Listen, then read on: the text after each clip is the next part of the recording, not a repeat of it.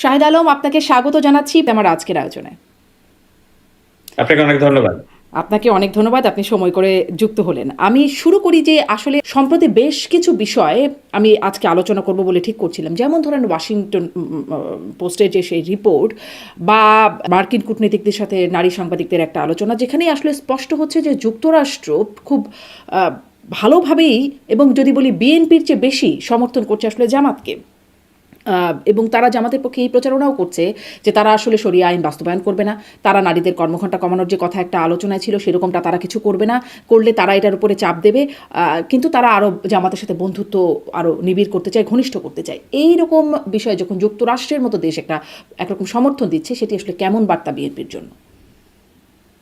দেখুন, যুক্তরাষ্ট্র কিংবা ভারত কিংবা সৌদি আরব কিংবা তুরস্ক কিংবা পাকিস্তান কেউ বাংলাদেশের রাজনীতির গতি প্রবাহ পরিবর্তন করতে পারবে না, এটি আমি বিশ্বাস করি।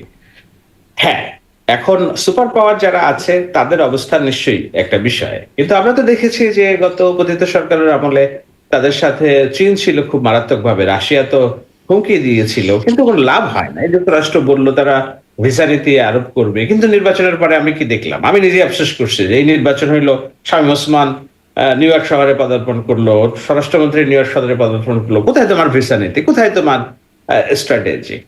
আমার মনে হয় না যে এটি কোনো বার্তা। ওয়াশিংটন পোস্টের যে রিপোর্ট সেটি আমি দেখি অন্যভাবে। সেটা হলো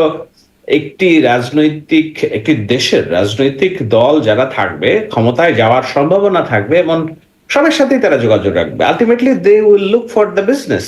তাদের দরকার হচ্ছে বিজনেস। এখন বিএনপি একটি প্রতিষ্ঠিত রাজনৈতিক দল, তাদের লেগেসি আছে, রাষ্ট্র পরিচালনার অভিজ্ঞতা আছে। এশিয়া এনার্জি থেকে শুরু করে নানান বিজনেস প্রতিষ্ঠান, ইউনোকল, তারা যখন বাংলাদেশে বিজনেস করতে চেয়েছে বিএনপি তখন তাদের সাথে ওপেন আপ করেনি, কারণ বিএনপির দায়বদ্ধতার জায়গাটা আছে। চট্টগ্রাম বন্দর এবং পাহাড়ি কক্সবাজারে অন্যদের তৎপরতার জন্য দরজা খুলে দেওয়ার বিষয়ে বিএনপি সরাসরি বিরোধিতার অবস্থান নিয়েছে। বিএনপি চাইলে তো জামায়াতের মতো সবকিছু উজাড় করে দিতে পারবে না, কেননা তাদের রাজনৈতিক লেগেসি নাই, তাদের কমিটমেন্ট নাই, তার নিজের দলের কাছেই কমিটমেন্ট নাই, তার নিজের কর্মীদের কাছে কমিটমেন্ট নাই। যে কর্মীদের রোকন, হাজার হাজার রোকন তারা বানিয়েছে আল্লাহর দিন প্রতিষ্ঠার স্বপ্ন দেখিয়ে, ওয়াদা করিয়ে। এখন আপনি হুকুমতের দিন বাদ দিয়ে আপনি বলছেন যে আমি মধ্যপন্থার রাজনীতির দল এবং শরিয়া আইন প্রতিষ্ঠা করা is not my target. So তার কর্মীর কাছেই তার কমিটমেন্ট নাই, তার লিটারেচার, তার বইকে সে মানছে না, হিন্দুদেরকে প্রার্থী বানাচ্ছে। তো এই সবই তো পরিবর্তন, এবং যেহেতু তার কোনো কমিটমেন্ট নাই দেশের এটি হয়তো জন্য। মার্কিন সমর্থন পাওয়ার জন্যই এই পরিবর্তন কিনা, কারণ মার্কিনীরা এই যে চাপটা দিচ্ছে যে শরিয়া আইন বাস্তবায়ন তারা করবে। এক্স্যাক্টলি, শুধু মার্কিন না, তারা ভারতের সমর্থনও চাচ্ছেন, ভারতের কূটনীতিকদের সাথে নিয়মিত যোগাযোগ রাখছেন। এইটা আবার আমরা দেখছি দুদিন আগে ভারতের পররাষ্ট্র দপ্তর থেকে এটি ক্লিয়ার করা হয়েছে যে না, এটা করা হয়েছে। এবং তারা এতদিন চেপে রেখে যে যখন রয়টার্স আসলো তখন তারা বললো হ্যাঁ এই ধরনের একটা যোগাযোগ হয়েছে। সুতরাং আমরা দেখি, তবে এটিকে আমি একেবারে এই ধরন আপনি যদি দেশের বিরুদ্ধে কোনো চক্রান্ত না করেন, তাহলে রাজনৈতিক দল হিসেবে যে কোনো দেশের প্রতিনিধির সাথে কথা বলা, এবং বিদেশীয় রাজনৈতিক কূটনীতিক যারা আছেন তারা যে কোনো দলের সাথে কথা বলবেন, এবং ওই ক্ষেত্রটা তারা তৈরি করে রাখবেন যেন যারাই ক্ষমতায় আসে তাদের সাথেই তারা কাজ করতে পারে। কারণ বিদেশিদের কাজ কি, এখানে কি আমার দেশের মানুষের ভাগ্য পরিবর্তন, কৃষক card, family card, health card নিয়ে ওরা চিন্তা করবে না? ওরা চিন্তা করবে ওদের বিজনেস হয় কোথায়, তাই না? তো বিজনেস করার জন্য আপনি জায়গাগুলো পরিষ্কার রাখবেন, কি তাহলে বেটার কি ওয়াদা। এটা তাদের কাছে কি কোনো ইঙ্গিত আছে, মানে তারা, আপনি বলছেন যার সাথে ব্যবসা বাণিজ্য করবার জন্যই তারা তাদের চ্যানেল বা কথাবার্তা চালু রাখবে, তো জামাত ক্ষমতায় আসতে পারে এরকম কোনো ইঙ্গিত কি তাদের কাছে আছে? কেন জামাতের সাথে ঘনিষ্ঠতা বাড়াতে চাইছে? না না না, জামাতের সাথে ঘনিষ্ঠতা বাড়াইতে চাইছে ওয়াশিংটন পোস্টের রিপোর্ট, কিন্তু তারা তো বিএনপির সাথে ঘনিষ্ঠতা বাড়িয়ে রেখেছে। তারা নতুন রাষ্ট্রদূত আসার পরে তারেক রহমানের সাথে দেখা করেছে, চীন যে দেখা করেছে, এ এমন কোন ভারতের পররাষ্ট্রমন্ত্রী পর্যন্ত এসে দেখা করেছেন এমন না যে না তিনি একটি বার্তা অন্য কাউকে পাঠাতে পারতেন না।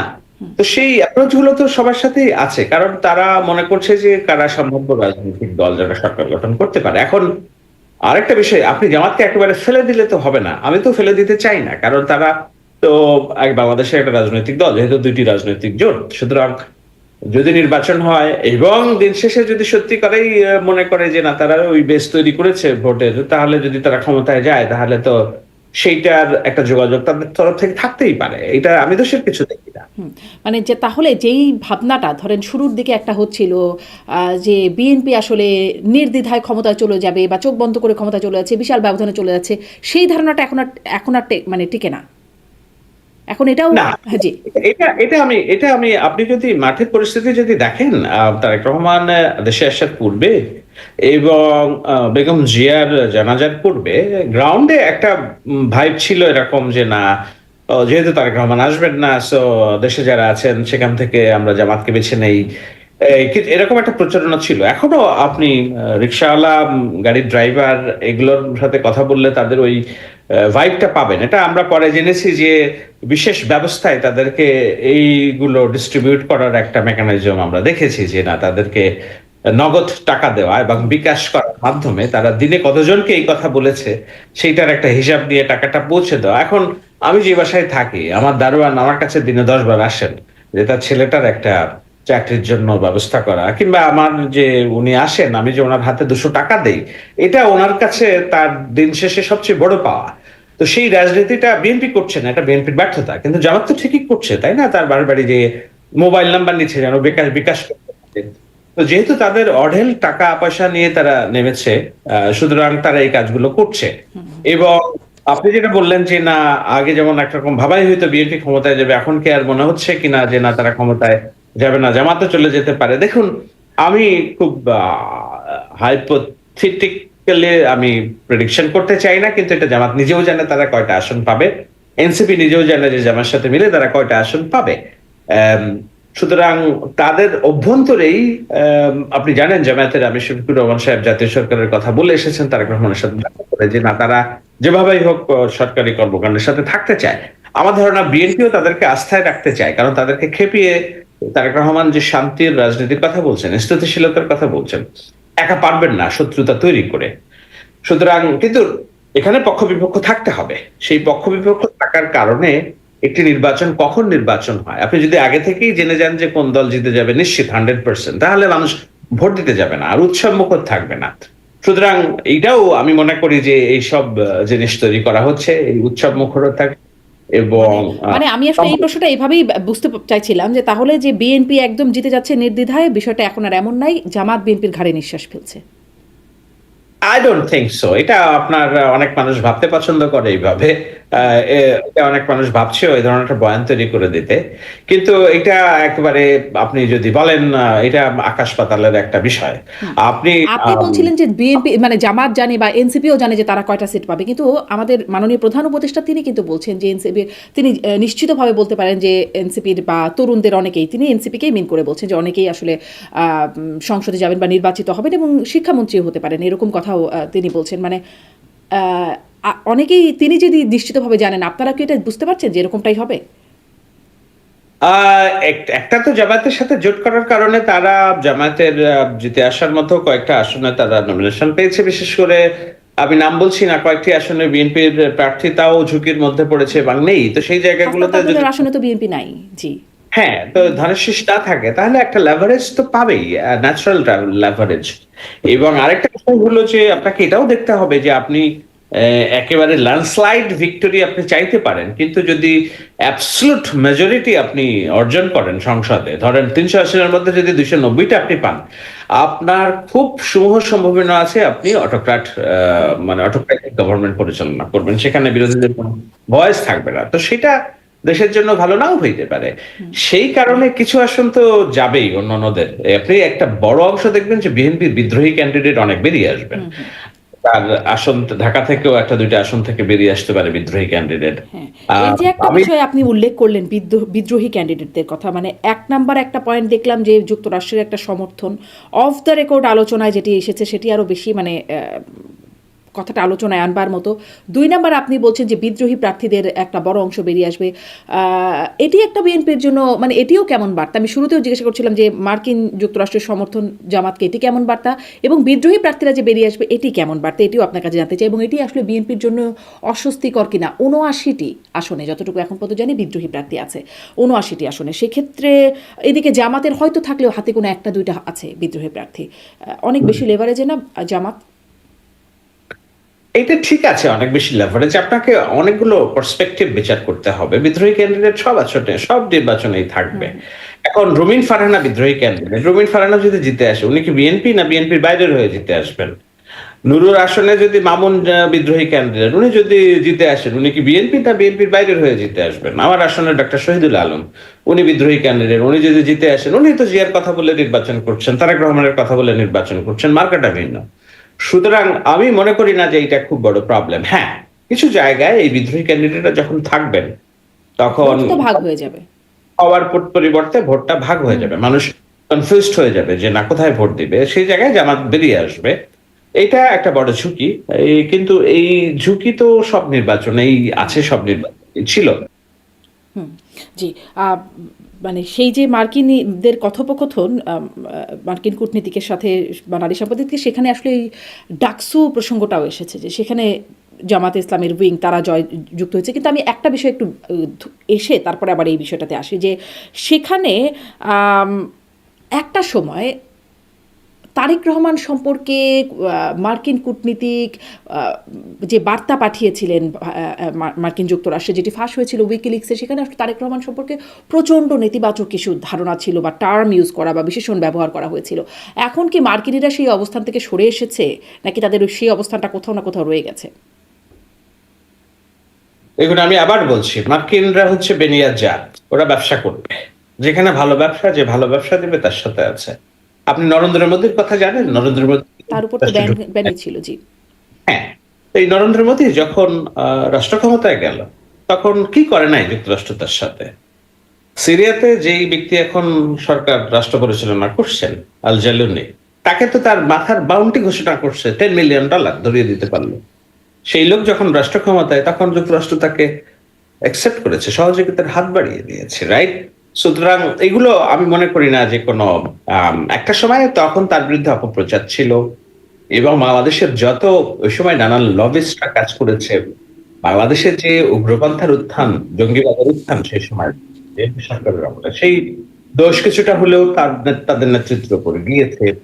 তো সেগুলা, এই জঙ্গিবাদের উত্থান তো অন্য কারণ, যেটা হলো যে 10 ট্রাক অস্ত্র, এইগুলো তো আপনাকে মানতে হবে যে না, এইসব ব্রেন চাইল্ড যতটা না বিএনপির তরফে হয়েছিল, বিএনপির অভ্যন্তরে থেকে যারা আহ, ভারতের এটাকে কি বলে, পাকিস্তানের স্বার্থ কায়েমের রাজনীতি করত, তাদের যেসব মন্ত্রী ছিল, তাদের একটা বিশাল কর্মযজ্ঞ ছিল, যেটা বিএনপি তার লিডারশিপের দুর্বলতা, ব্যর্থতা ছিল, তারা এগুলো অ্যাড্রেস করতে পারে না। কিন্তু মানে কি এটা বিএনপির ভেতরে থেকে জামাতে ইসলাম জোটে যারা ছিল তাদের তাদের কাজ ছিল বলছেন? অ্যাবসলিউটলি আমি সেটা মনে করি। আহ, তো সেই যে সেগুলো তো বিএনপি অ্যাড্রেস করতে পারে না, কিন্তু লিডার হিসেবে তো এই দোষ বিএনপির ঘাড়েই বর্তায়, তাই না, যে তারা এটা করছে। এখন আজকে দেখেন, এই সরকারের আমলে ডক্টর ইউনূস বৃদ্ধ মানুষ, উনি রাষ্ট্র পরিচালনা করেন, সামনে থেকে মনে হয় খুব সুন্দর, কিন্তু ভিতরের অভ্যন্তরে বসে প্রশাসনকে ফোকলা বানিয়ে ফেলছে বিশেষ মতাদর্শের জনগোষ্ঠী, তারা সমস্ত কিছু ক্যাপচার করে ফেলছে। এটা ডক্টর ইউনূস বুঝতে পারে না। এখন বেগম জিয়ার সরকারও সেই সময় বুঝতে পারেনি যে না, ভিতর দিয়ে 10 টাকা রাস্তে নানান জায়গায় বাংলা ভাইদের উত্থান হচ্ছে, নানান জায়গায় বোমাবাজি। তো এইগুলা তো তাদের ব্যর্থতা, সেই ব্যর্থতাগুলো আলোচিত হয়েছে। ডক্টর ইউনূস বয়স্ক মানুষ, আপনি বলছেন, তিনি এবং তার হয়তো সেই পাওয়ার নাই বা রাজনৈতিক দল নাই, তৃণমূল পর্যন্ত যাওয়ার সুযোগ নাই, কিন্তু বিএনপির সেটি আছে। বিএনপি কেন বুঝতে পারবে না? বিএনপি এখন বুঝতে পারবে, এখন বুঝতে পারবে বলেই তো তারা নিজেরা রাজনীতি করছে। আপনি দেখেন, আপনার জীবদ্দশায় কবে আপনি বিএনপি কে জামাত ছাড়া রাজনীতি করতে দেখেছেন? দেখেন নাই। আজকের বিএনপি তো জামাত ছাড়া রাজনীতি করছে। আজকে তারা সব অতীতের জায়গা থেকে তারা শিক্ষা পেয়েছে যে না, তাদেরকে এই রাজনীতি একলা করতে হবে এবং একলা চলতে হবে, এবং একলা চলতে যে তারা নানান মানুষের সাথে বন্ধুত্ব করছে, নানান ধর্ম বর্ণ গোষ্ঠীর সাথে বন্ধুত্ব করছে, নানান ধর্ম বর্ণের মানুষ তাদের প্রতি বন্ধুত্বের হাতও বাড়াচ্ছে। আজকে শিল্পী, সাহিত্যিক, সাংবাদিক, সাংস্কৃতিক কর্মী, এমন কোনো হেন ব্যক্তি নেই তারা মনে করছে যে না, বিএনপি তাদের সেফটি, সিকিউরিটি এবং স্টেবিলিটি এনশিওর করতে পারবে।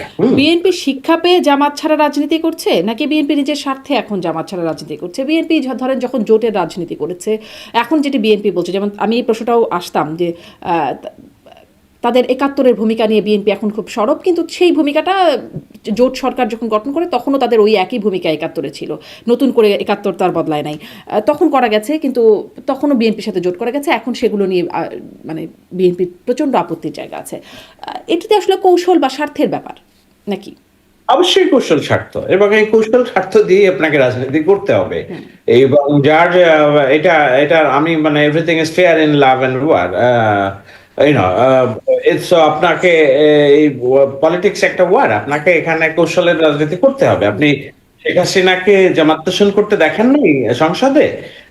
96-এ যখন তারা তত্ত্বাবধায়ক সরকারের মতো একটা অসাংবিধানিক দাবি নিয়ে আসলো, আপনি জামাতের সাথে কৌশল করতে দেখেন নাই? এখন বিএনপি যেটা বলছে যে না, এখন দেখুন কেন এই বাস্তবতার কথা বলছি আমি। শেখ হাসিনা এবং আওয়ামী লীগের রাজনীতি, আমি বারবার বলি, আপনার সাথে এর আগেও বলছি, এখনো বলছি, I don't see any future of Sheikh Hasina's leadership in Bangladesh. Joy তার ইন্টারভিউতে মনে হয় বলেছে, আমি এইটা আমি তো আপনার এর আগেও আমি প্রায় 1 বছর আগে যখন জয়েন করছি তখনও বলেছি কিনা যে Sheikh Hasina's politics has no future in Bangladesh. Even I don't see any future of Joy in Bangladesh politics. Awami লীগের বাংলাদেশের রাজনীতি করতে হবে, করলে এটা ফ্রেশ লিডারশিপ লাগবে যারা এই মাটির মানুষের সাথে সম্পর্কিত, নতুন ভাবে তাদের রাজনীতি করতে হবে। এই রাজনীতির দুঃখিত, এখানে যেসব আইন হয়েছে, সংশোধন হয়েছে, এইসব বিচার প্রক্রিয়াকে মেনে তাদেরকে ফেয়ারলি এই ইলেকশনে মানে পলিটিক্যাল প্রসেসে ঢুকতে হবে যদি আপনি স্মুথ ভাবে ঢুকতে চান। আর স্মুথ ভাবে ঢুকতে যদি না চান, আপনাকে পাল্টা বিপ্লব করতে হবে। পাল্টা বিপ্লব করলে আমরা সব নাই, এবং সেই পাল্টা বিপ্লব করতে গেলে আপনাকে 5 আগস্ট যত লক্ষ কোটি মানুষ রাস্তায় নেমেছে, ঠিক তত পরিমাণ লক্ষ কোটি মানুষ রাস্তায় নামতে হবে এবং শেখ হাসিনা লিডারশিপকে ফিরিয়ে আনতে হবে, which I don't see in 15 years, maybe in 20 years, maybe. আর এই নির্বাচন অনেক কিছু নির্ভর করবে, কোথায় কে যাবে না যাবে। কিন্তু এরকম আওয়ামী লীগের জায়গায় চলে আসছে বিএনপি, আর বিএনপির জায়গায় চলে আসছে জামাত, এরকম ভাবে আমি বলতে চাই না, কারণ আওয়ামী লীগের জায়গায় বিএনপি, আবার বিএনপির জায়গায় জামাত। দেখুন জামাতের যে রাজনীতি, এই জামাতের রাজনীতি তো নিষ্কলুষ রাজনীতি না, তাই না? বাংলাদেশ রাষ্ট্রের জন্মলগ্নে তাদের দোষ আছে, এটা তো বিএনপির নাই, এটা তো আওয়ামী লীগের নাই, সুতরাং মিলানো যাবে না। জামাত চেষ্টা করছে। এখন একটা কথা আছে, বাদর যদি মানুষের পোশাক পরে তাহলে বাদরই লাগে, তারে মানুষ লাগে না। এমন না যে বাদর যদি মানুষের পোশাক পরে তাহলে মানুষের মতো লাগবে, তাহলে বাদরই লাগবে। তো এখন কেউ যদি মানুষের পোশাক পরার চেষ্টা করে, সেন্টারে আসার চেষ্টা করে, সে কি সেন্টার হবে নাকি সে তার ওই চরিত্রটাই থাকবে? ডিসিশন বাংলাদেশের সত্যিকার। বিএনপি যদি সেন্টার রাইট থেকে সে একটু সেন্টার লেফটের দিকেই ঝুঁকে পড়তে পারে, তাহলে জামাত কেন ফুল রাইট থেকে সেন্টার রাইটে, আপনিও বলছিলেন ঝুঁকে গেছে, তো সেটি কেন তারা পারবে না? সেটি তো তারা পারছেই, সেটা তো চেষ্টা করছে তারা, which is good for politics। কিন্তু আপনি আপত্তি করবে, আমি আপত্তি করবো ওই জায়গায় বিএনপি তাহলে আওয়ামী লীগের জায়গা দখল করলো কিনা। নো, আপনি বিএনপির ধরুন, বিএনপির সবচেয়ে বড় বিষয় যেটা হলো বাংলাদেশি জাতীয়তাবাদ এবং মুসলিম জাতীয়তাবাদ, হ্যাঁ, যেটা তারা ধারণ করে, সেটা করতে যে অনেক ডান বাম রাজাকার সবার সাথে তারা সম্পর্ক করেছে। এখনো কি বিএনপির ভেতরে ডান রাজনীতিবিদ নেই? আপনি সালাউদ্দিন কাদের চৌধুরী, হুমায়ুন কাদের চৌধুরীকে কি ডান বলবেন না? আপনি এই ধরনের আরো আমি অনেক নেতার নাম বলতে পারি। ইভেন তারেক রহমানের সাথে যারা পলিসি নির্মাণ করছেন এদের ভিতরেও অনেক ডান লোকজন আছেন। তো এটা নিয়েই তো দেশ চলে। সুতরাং আমি আওয়ামী লীগের সাথে মিলাতে চাই না। তবে হ্যাঁ, এই নির্বাচনের আগে যতটা বিএনপি আছে, নির্বাচনের পরে তাকে রাজনৈতিক কারণেই, কারণ তার যদি দেশ পরিচালনা করতে হয়, তাকে স্টেবল রাজনীতি রাখতে হবে, তখন আর তিনি রাজনৈতিক সুবিধা, দেশ পরিচালনার জন্য সুবিধা যদি জামাত ইসলামের তরফ থেকে না পান, যদি তারা নির্বাচিত হয়, যেটা তারা পান করছে জামাত ইসলাম, যে 2-3 বছরের মধ্যে সরকারকে আনস্টেবল করবে এবং রাষ্ট্র ফেলে দিবে, গণ অভ্যুত্থান হবে, পাল্টা অভ্যুত্থান হবে, যেসব উল্টাপাল্টা কথা তারা বলছে, সেই রকম যদি তারা রাজনীতি করে, নির্বাচনের পরে যদি জামাত বিএনপি জয়ী হয়, তাকে আলটিমেটলি এটা নিয়তির লিখন যে তাকে অনেক বেশি জামাত তোষণ করে তারা রাজনীতি করার কোনো সুযোগ থাকবে না। তাকে বরঞ্চ তার নতুন বন্ধু বান্ধব তৈরি করতে হবে, যেটা আওয়ামী লীগের পলিটিক্যাল ক্যাপিটাল ছিল। মুক্তিযুদ্ধকে ওন করা, কালচারাল অঙ্গলকে সুরক্ষা দেওয়া এবং এটাকে কি বলে, সংখ্যালঘুর অধিকার নিশ্চিত করা। তা আজকে বাংলাদেশে দেখেন না, সংখ্যালঘুর বিএনপি কে ছাড়া অন্য কাউকে তাদের অভিভাবক ভাবছে। ছাত্র সংসদ নির্বাচনগুলোতে একদম সবগুলোতে সাকসু নির্বাচনটা যদি হতো তাহলে সেখানেও হয়তো জামাতের উইং বা ছাত্র শিবিরেরই জয় জয়কার দেখা যেত, যে কারণে আসলে বন্ধ হওয়ার পর তারাই একমাত্র এটার প্রতিবাদ করছিল। এটি মানে এই বিষয়টি, এই ডাকসু নির্বাচনের কথা সেই যে মার্কিন আলোচনায় সেখানেও তারা এসেছে, যেটি শুরুতেই বলছিলাম যে মার্কিন কূটনীতিক নারী সাংবাদিকদের সাথে আলোচনায় যেটি বলছিলেন যে ডাকসু নির্বাচনে যারা জিতেছে, এটি আসলে বা ধরেন আমাদের একটা তরুণদের 30% ভোট আছে বলে ইলেকশন কমিশনের তথ্যেই জানা যাচ্ছে। এই এতগুলো বিশ্ববিদ্যালয় মানে সবগুলো বিশ্ববিদ্যালয়ের তরুণদের যে মানসিকতার বহিঃপ্রকাশ দেখা যাচ্ছে, তাতে তরুণ ভোটের ইঙ্গিত কি ইঙ্গিত করছে? দেখুন, এইটা নিয়ে আমি বারবার বলছি, সেটা হলো যে ডাকসু, জাকসু, রাকসু, চাকসু, পাকসু এগুলা হচ্ছে ক্যান্টনমেন্টের স্যাম্পল। আপনি ক্যান্টনমেন্টে 22,000 সেনা আছে, আপনি তাদেরকে রেশন দিতে পারবেন, ভালো পোশাক দিতে পারবেন, ফ্যান দিতে পারবেন, টিউশনে দিতে পারবেন, চাকরি দিতে পারবেন, এবং আপনি সেখানে এই নানান রকম মজমা বসিয়ে পাঠচক্র এটা সেটা করে মগজধলাই করতে পারবেন। একটা ছেলে যে ইউনিভার্সিটিতে উঠে যা থাকা খাওয়ার জায়গা না, আমি আজকেও একটা মেয়েকে তার হল ভাড়া, দুঃখিত, একটা ছেলেকে তার হল ভাড়া পরিশোধ করার জন্য, আমি নাম বলছি না, আমি নিজের পকেট থেকে টাকা দিয়েছি। কেন দিয়েছি? আমি দায়বদ্ধতার জায়গা থেকে দিই। আমি এরকম বহুত ছেলে মেয়েকে আমার নিজের দায়বদ্ধতার থেকে দিই। এখন বিশ্ববিদ্যালয়ে যারা একটা হলে সিট পায় না তাদেরকে সিট দেওয়া, একটা টিউশনি দেওয়া, যেই টিউশনিটা করছে সেই জামাতের বাড়িতে তাকে টিউশনি দেওয়া, এইভাবে যার ফ্যান নেই তাকে একটা ফ্যান কিনে দেওয়া, যার বোনের চাকরি লাগবে একটা চাকরি দেওয়া, এইগুলা করে আপনি ক্যান্টনমেন্টেই গবেষণা করতে পারেন, পুরো ক্যান্টনমেন্টই আপনার পক্ষে কিন্তু রাখতে শুধু পারেন। কি ক্যান্টনমেন্ট, যেমন আপনি, আমি শেষ করি, হ্যাঁ আমি শেষ করি। বিশ্ববিদ্যালয় হলগুলো হচ্ছে ক্যান্টনমেন্ট। আপনি সেখানে আপনি আপনার প্রাধান্য, এবং 17টা বছর তারা রাজনীতি করেছে এই আওয়ামী লীগের সাথে গুপ্ত থেকে, এই হল পাড়া মহল্লা সবকিছুই তাদের চেনা, যেখানে ছাত্রদল 1 বছরেও ঢুকতে পারেনি হলগুলাতে। সুতরাং ক্যান্টনমেন্টের 22,000 ভোটার আর 20 কোটি ভোটার, মাঠের ভোটার, এটার মনস্তত্ত্ব আলাদা, আপনাকে এটা মানতে হবে। সুতরাং আপনি যেই পলিটিক্স, যেই প্রভাব আপনি ক্যান্টনমেন্টের বিস্তার করছেন, ক্যান্টনমেন্টের বাইরে আপনার এই প্রভাব নেই, এটা মানতে হবে। সেটা আমি বারবার যুক্তি হিসেবে বলছি।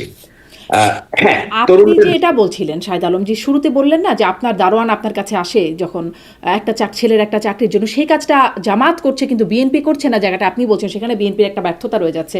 তো এটি ক্যান্টনমেন্টে বলছেন কেন? ক্যান্টনমেন্টের বাইরেও তো তাহলে জামাত এই কাজটা করছে, বাড়ি বাড়ি না, যাচ্ছে, টাকা দিচ্ছে, চাকরি দিচ্ছে। একটা প্রতিষ্ঠান দেখান যেখানে তাদের নিজেদের কর্মী সমর্থক ছাড়া অন্য কেউ চাকরি করছে। এক ইসলামী ব্যাংক দেখেন না, যেখানে জামাত ইসলামী, নন জামাত ইসলামী যে 5,000 ছিল আওয়ামী লীগের আমলে ঢোকানোর চেষ্টা করছে, ওদেরকে চাকরি থেকে বের করে দিচ্ছে। সুতরাং আপনাকে দেখতে হবে তারা এক ইসলামী ব্যাংকেই তাদের মতাদর্শের লোক ছাড়া চাকরি দেয় না কাউকে। তারা তো ইসলামী মনে করে না, বাকি সবাইকেই মনে করে যে অনইসলামিক। হ্যাঁ, সুতরাং আপনি একটা প্রতিষ্ঠান দেখেন, ওই ফোকাস কোচিং সেন্টারে আমি মানে আমি কি ঢুকতে পারবো নাকি? আমাকে শিবির হইতে হবে, নয় লোক আমি ঢুকতে পারবো না। মানারাতে আমাকে শিবির হইতে হবে, নাহলে আমি ঢুকতে পারবো না। সো আপনাকে এটাকে কি বলে, এই তাবিরুল মিল্লাতে আমাকে শিবির হইতেই হবে ওখানে। তো এরকম বিষয়গুলো আছে, এর মধ্যে থেকেও যে ফাঁক ফোকর বেরিয়ে আসছে তা না, এর মধ্যে থেকেই বেরিয়ে আসছে মানুষ। কিন্তু মূল যে তাদের যে রাজনীতি, সেটা হলো এই যে ক্যান্টনমেন্ট পলিটিক্স, মানে একদম মানে একেবারে পিন দিয়ে ডিজিটালি নিয়ন্ত্রণ করা আর কি। সেই নিয়ন্ত্রণ আপনি 20,000 মানুষকে করতে পারবেন, 20 কোটি মানুষকে করতে পারবেন না। ওটা হলো আমার সবচেয়ে বড় বয়ানের জায়গা। জি, আপনি সেটি মনে করছেন। একটু এই প্রসঙ্গে আসি যে আপনারা মানে অ্যাক্টিভিজমের এই জায়গাটা একটু শুরু করেছিলাম কথা বলতে। আপনার কি মনে হয় সোশ্যাল মিডিয়াতেও কে এগিয়ে? সোশ্যাল মিডিয়াও নিশ্চয়ই এখানে একটা প্রভাবশালী জায়গায় পরিণত হয়েছে। আপনাদের অ্যাক্টিভিজম থেকে শুরু করে নানান রকম প্রচারণা, সেখানে নিশ্চয়ই খুবই প্রভাবশালী একটা জায়গায়। সেই প্রচারণা সোশ্যাল মিডিয়ায় কে এগিয়ে, বিএনপি নাকি জামাত? নিঃসন্দেহে সোশ্যাল মিডিয়াতে আমরা জামায়াতের বট বাহিনীর প্রাধান্য তো দেখি, এবং শুধু বট বাহিনী বলা ভুল হবে।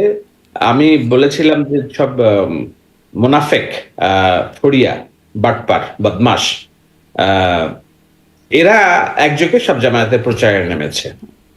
ধরেন মোনাফেক বলতে, ধরেন একজন হিন্দু কথায় কথায় আলহামদুলিল্লাহ সুবহানাল্লাহ বলছেন, মুনাফেক। সে নিজে মুসলমান হবে না, কিন্তু মুসলমানদের সে মুনাফেক। ফড়িয়া, ধরেন লোকজনের মামলা মোকদ্দমা নিয়ে টাকা মানে ইমিগ্রেশন করে দিবে বলে টাকা পয়সা মেরে দিয়ে মামলা খায়, এগুলো ফড়িয়া। বাটপার, ধরেন যে এইটাকে কি বলে, কথায় কথায় নারী বিদ্বেষী করা, নারীদেরকে তার চরিত্র হনন করা, সো এইসব সমস্ত মানুষ, আমি নাম বলছি না, কেউ কেউ আছেন নারীদের শরীর দেখিয়ে, দেখুন কি সুন্দর মেয়ে দেখালাম বলে একটা ভিডিও করলো, হ্যাঁ, নানান জায়গায় ঘুরে ফিরে সেও দেখাচ্ছে যে জামাত ইসলামের পক্ষে দাঁড়িয়ে গেছে। সো এই ফড়িয়া, মোনাফেক, বাটপার, বদমাস, এদের একটা কনসেনসাস আমরা দেখতে পাচ্ছি সোশ্যাল মিডিয়াতে। সুতরাং সবাইকে আমি বট বাহিনী বলবো না, কিন্তু আপনি বলছেন যে হ্যাঁ, সোশ্যাল মিডিয়াতে আমরা জামায়াতের কিছু প্রভাব দেখি, কিছু না ভালোই, কিন্তু আপনাকে বিপরীতে দেখতে হবে যে না, বিপরীত মেরুতেও রেশনাল কথা বলার মানুষ আছে, যুক্তিপূর্ণ কথা বলার মানুষ আছে, এবং তাদের যেসব বয়ান সেগুলো রাষ্ট্রের বৃহৎ মানুষ এটাকে গ্রহণ করছে কিনা সেটাকেও আপনার দেখতে হবে। দুদিন আগে শাহবাগে সড়ক অবরোধ করে রেখে যে ভোগান্তি তৈরি করা হয়েছে, সাধারণ মানুষ যেভাবে ক্ষেপে তাদেরকে প্রতিবাদ করেছে, এগুলো ভাইরাল হয়েছে, লক্ষ লক্ষ কোটি কোটি মানুষ দেখছেন। মানুষ ত্যক্ত বিরক্ত। প্রথম আলো, ডেইলি স্টারের মতো প্রতিষ্ঠান, ছায়ানটের মতো প্রতিষ্ঠান আপনি ভাঙন দিয়েছেন। মানুষ কি পছন্দ করেছে এগুলা, নাকি না এগুলার ঘৃণা করেছে? তো আপনি দেখেন যে এই সোশ্যাল মিডিয়াতে যাদের প্রভাব আপনি বলছেন, তারা এগুলো সবই সম্মতির পক্ষে বয়ান উৎপাদন করছে, কিন্তু সাধারণ মানুষ যে সংখ্যাগরিষ্ঠ, তারা তো এগুলো মেনে নিচ্ছে না, তাই না? সুতরাং সোশ্যাল মিডিয়া দেখেই যে আপনি সব নির্ধারণ করবেন, সেটাও আমার মনে হয় ঠিক না, এবং আমি ওটা হ্যাঁ, করি না। অনেকগুলো আসলে বিষয় এর মধ্যে প্রভাবকের বিষয়ে বললাম, যে যেমন প্রথমে শুরু করলাম মার্কিন যুক্তরাষ্ট্রের সমর্থন, যেটি এখন খুব ঘনিষ্ঠ বন্ধুত্বের কথা বলছে তাদের, মানে বিএনপির বিদ্রোহী প্রার্থী, এদিকে বিশ্ববিদ্যালয়গুলোতে তরুণদের মনোভাব জিজ্ঞাসা করলাম, আমি সোশ্যাল মিডিয়ার কথা জিজ্ঞাসা করলাম, মানে এই সবগুলো জায়গাতেই জামাত তাদের একটা গ্রিপ নিচ্ছে। বিএনপির এরকম ইতিবাচক বা খুব মানে বিএনপি খুব এগিয়ে, এরকম জায়গা কোনটা?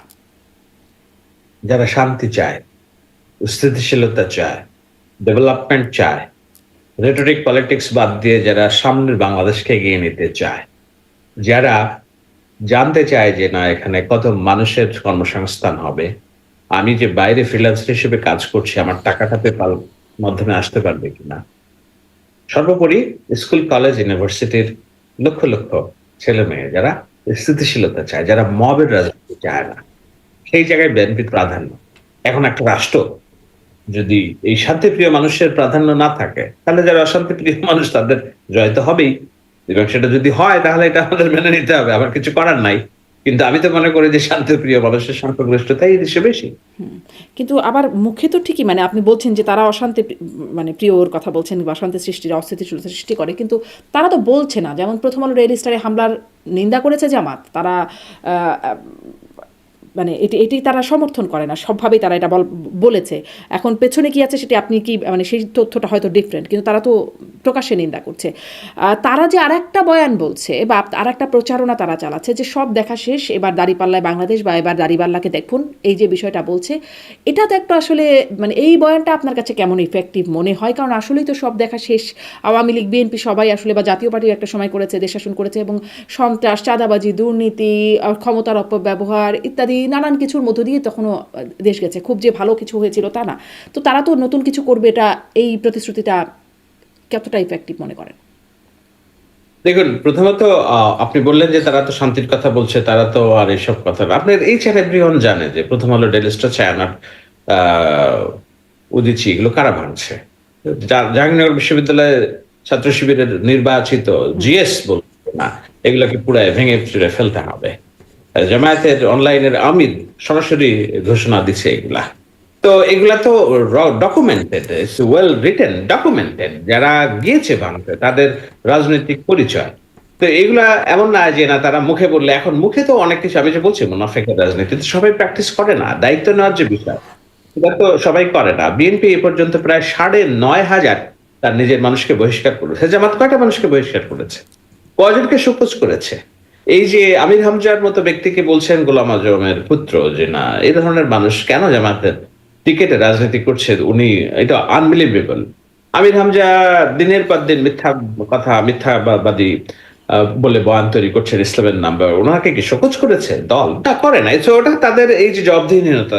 সুতরাং আপনারা যে বলছেন যে দাড়িপাল্লা নৌকা, না, নৌকা ধানের শেষ দেখলাম, এবার দাড়িপাল্লা দেখবো বলে একটা মানুষের ভাবনা, আমার মনে হয় যারা এই ভাবনাটা অমূলক না, কিন্তু একটু সূক্ষ্মভাবে যদি মানুষ ভাবে, মানুষ অন্তত ভাবছে যে এই যে 1.5 বছর যারা মনে করতে চায় এবার আমরা একটু দেখি না, অন্য একটুকে দিয়ে পারতপক্ষে তারা তো দেখেছে যে না কিভাবে দেশ চলছে গত 1.5 বছর। এটা তো প্রকারান্তরে জামায়াতের প্রশাসন বলা হয়, এবার সরকার বলা হয়। সেখানে আপনি দিনের বেলায় আপনি মানুষ মবের চাইলেই মব সৃষ্টি করে একজনকে আপনি শাস্তি দিতে পারছেন, চাইলেই একজন পুলিশকে হত্যার আহ, হুমকি দেওয়া মানুষকে তাহলে এটা যদি জামাতের প্রশাসন হয় বলে আপনি বলেন, তাহলে এই প্রশাসনই তো নির্বাচন করবে, এটাও তো বিএনপির জন্য একটা ডিমেরিটস হয়ে দাঁড়াবে কিনা? হ্যাঁ হ্যাঁ, এটা তো 100% একটা ডিমেরিটস। কিন্তু ও আপনাকে সবকিছুর উপরে ভরসা রাখতে হবে জনগণের ভোটের উপরে। আমি সবসময় বলি জনগণের উপস্থিতি বদলে দেয় পরিস্থিতি। আমরা ওইরকম কোনো ভালনারেবল সিচুয়েশনে যাই নাই। আমরা বলতে চাচ্ছি যে আমরা যারা স্থিতিশীলতার বাংলাদেশ চাই, আমরা যারা চাই বিএনপি রাষ্ট্র ক্ষমতায় যাক, মধ্যপন্থার সরকার গঠন করুক। কিন্তু এত কিছু নিয়ে তো আপনাকে বুঝতে হবে যে না, ইটস এ ডিমেরিট এবং ইটস এ ওরি। এই যে ডিমেরিট বলছেন, মানে আপনি জনগণের উপস্থিতি। আজকে আমি যখন আপনার সাথে কথা বলছি, আজকেও জামাতে ইসলামীর সমাবেশ থেকে একজন অস্ত্রধারীকে গ্রেপ্তার করা হয়েছে এবং সেখানে দেখা গেছে জামাতে ঢাকা 7 আসন, এবং তাকে বোঝা যাচ্ছে এখানে লেখা আছে যে না বাংলাদেশ ছাত্রলীগের লেখা। কিন্তু আমি তো এটা পাগলেও বিশ্বাস করবে না যে আজকের এই দিনে জামাতের জনসভায় বাংলাদেশ ছাত্রলীগ পড়ে গেঞ্জি পড়ে কেউ ইয়ে করবে, তাই না? সো এবং তার পক্ষে আবার কথা বলতেছে মনে হলো যে না জামাতের আহ 7 আসনের প্রার্থী, উনি নিজেও আওয়ামী লীগ করতেন, সারাদিন হাজী সেলিমের সাথে থাকতেন। উনি ঢাকা 7 আসনের যে প্রার্থী এটা আপনারা নিশ্চয়ই দেখেছেন। তো এখন এই যে স্যাবোটাজ করা, এগুলো তো একটা ওরির ব্যাপার, তাই না? যেভাবে নির্বাচনের আগে একটা খুনের পরিবেশ তৈরি করা হয়েছে, হাদির হত্যাকাণ্ড একটা বিষয়, যুবদলের মোসাদ্দিককে হত্যাকাণ্ড, এগুলো একটা ওরির বিষয়। এবং প্রশাসন যেভাবে বিহেভ করছে, একজন মানুষ সরাসরি বলছেন যে দাঁড়িপাল্লার ভোট না দিলে কল্লা কেটে ফেলা হবে, পরে ওনাকে বোঝা গেল যে উনি প্রার্থীর আপন চাচাতো না মামাতো ভাই।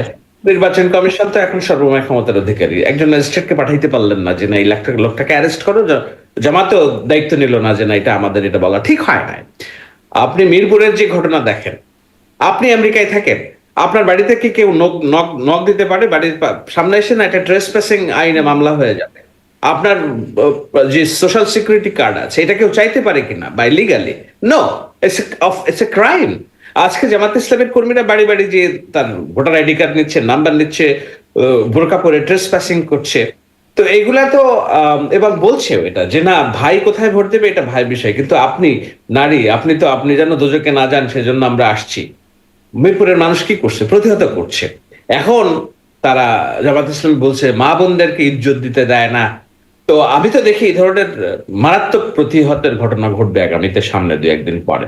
সো এইগুলো হলো আপনি যে বলছেন যে একবার একটু ভিন্নটা দিয়ে দেখি না, এই ভিন্ন রাষ্ট্র ক্ষমতার মধ্যেই তো আপনি আছেন। এই ক্ষমতার মধ্যে আপনি কি দেখছেন?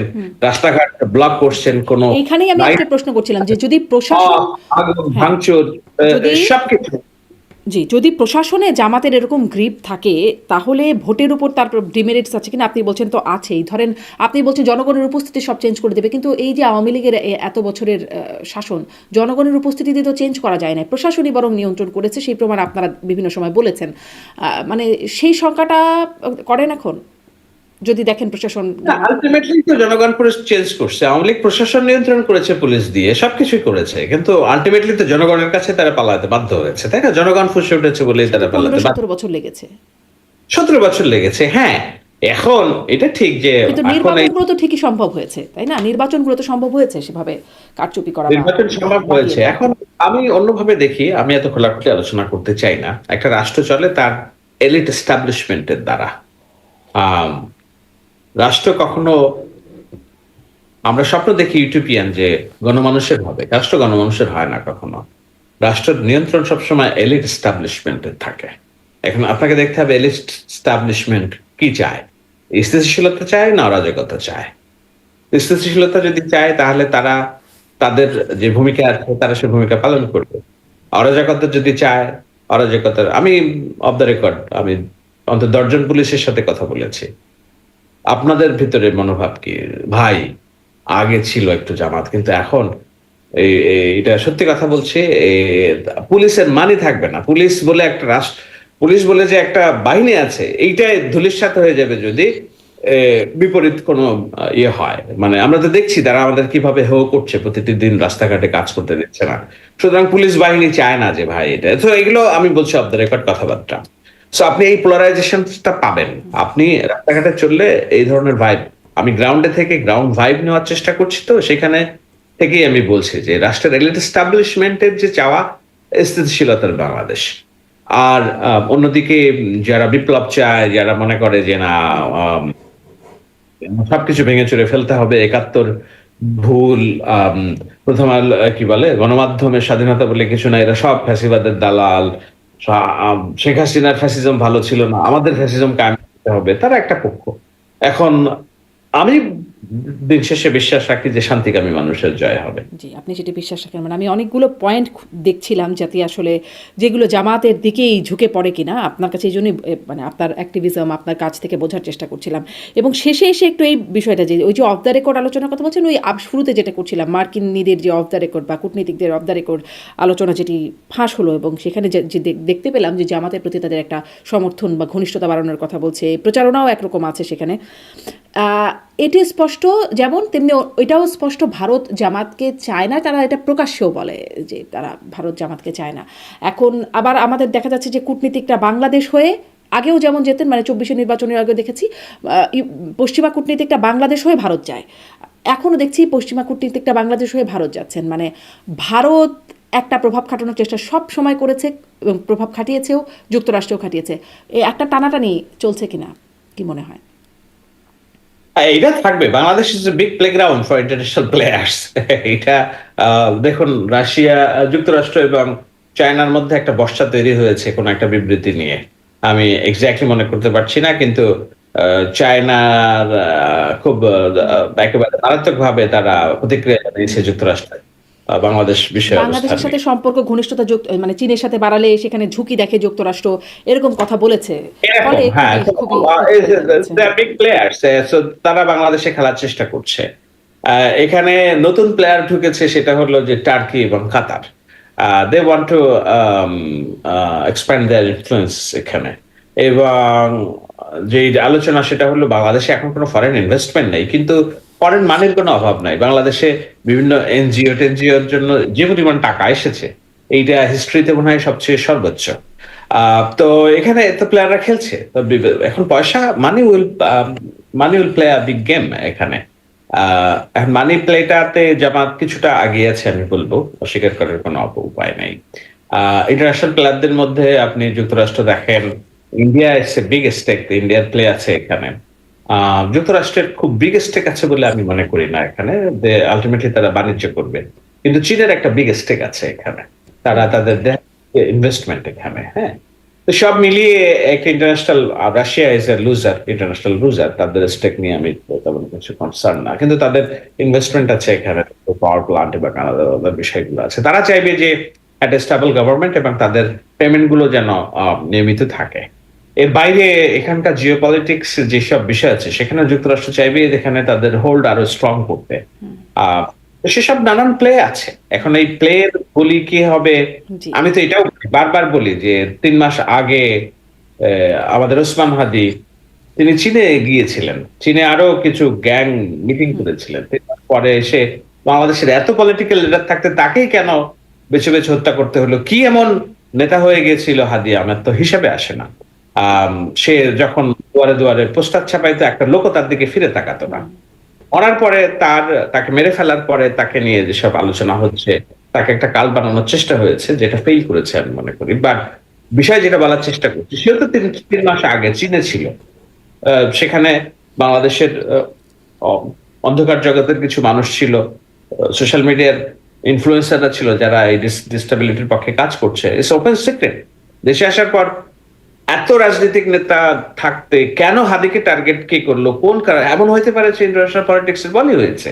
So I am not disagreeing anything, there are lot of things prevailing.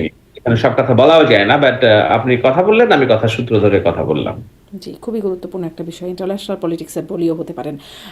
মানে দেশি, বিদেশি, আঞ্চলিক, আন্তর্জাতিক নানান রকম সমীকরণ চলছে। এখন সেই সমীকরণে আসলে সামনের নির্বাচন প্রশ্নবোধক চিহ্নটা বড় হয়ে উঠছে যে আসলে বিএনপি নাকি জামাত। নিশ্চয়ই আবার কথা হবে। শাহেদ আলম, অনেক ধন্যবাদ। অনেকটা সময় আপনার সাথে কথা বলার সুযোগ হলো। ধন্যবাদ যুক্ত হবার জন্য।